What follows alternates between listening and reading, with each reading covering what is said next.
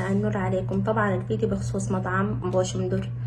اولا توضيح، قالوا انه كان في حفل وما حفل. يا جماعه الحفل المنتشر في غبيره ده كويس وناسبينه لينا نحن الافتتاح بتاعنا الكان ابدا ما عنده علاقه. ده كان حفل لمطعم تاني من غير ذكر اسماء. الفيديو ما لي كده تمام، الفيديو للناس اللي بتشتم رجال غبيره. انت رجال غبيره لو بتعرفهم وبتشبههم على قول حبوبات نجد ليك. رجال غبيره يوم ماسكين اهلهم المجدعين في مصر وفي السودان، ماسكين اسر.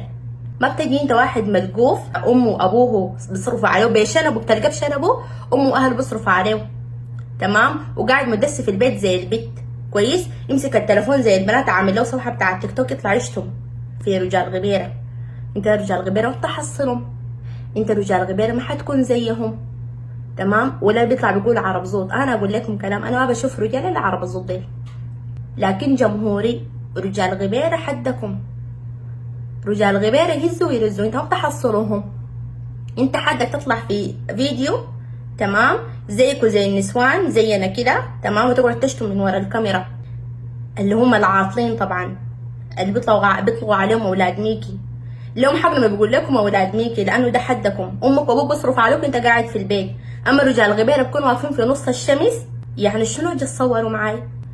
ابعد من رجال الناس، الرجال اللي بحقوا حقيقه.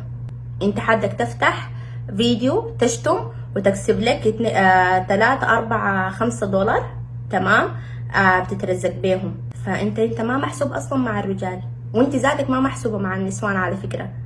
برضه تطلع تشتم، ما تكوني زي الاطرش في الزفه، ده طلع شتم تطلعي تشتمي. لا معلش حدكم.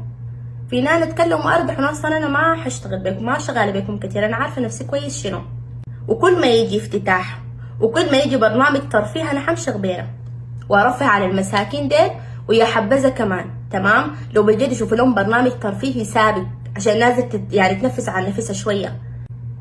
لكن رجال غبيره وغبيره كلها انا فوق راسي.